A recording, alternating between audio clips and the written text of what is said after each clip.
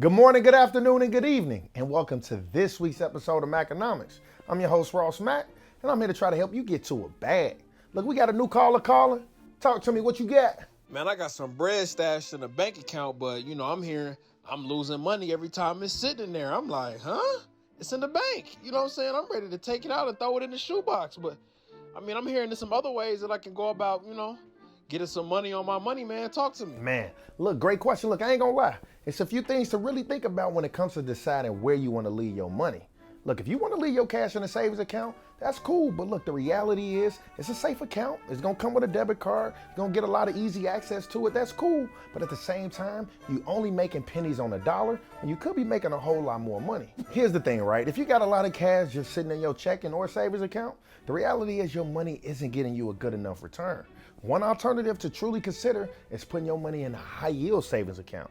Now, just like the name implies, it's like a traditional savings account, but you're going to receive a much higher return on your balance. So look, for traditional savings accounts, the average yield that you're going to be making is about 0.33% versus the average yield of about 4% on a high yield savings account. So in other words, let me actually break that down even further. So for every $100 that you have, you're only making 33 cents in a traditional savings account versus making a whole $4 in a high yield savings account. I think we'd agree that's a real big difference, right? And that's just in comparison for a savings account. In fact, with a checking account, it's actually a lot less. You're making roughly about 0.10%. So literally for every $100 you got in there, you're only making about 10 cents. Now here's one thing though, it's important to understand that the APY, when you sign up for a high yield savings account, it can change at any time, right? These rates are variable and they often gonna go up and down in response to what the Federal Reserve is doing, aka changing that benchmark interest rates. That's why it's important to know what our boy Jerome Powell and the Fed is doing. See, right now in the current state of the economy, the Fed is actually raising interest rates. And as a result, we're seeing borrowing costs go a lot higher. For instance, it's about 7% to get a 30-year fixed rate mortgage versus about a year ago when it was closer to only 3%.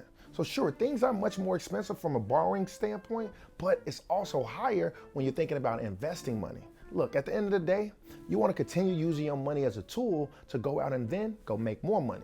And look, one other thing to note when you're looking at high yield accounts is it's important to read the fine print to understand the minimum balance requirements, the potential monthly fees, as well as the withdrawal limits. I really hope that helps though. Next caller, talk to me, what you got?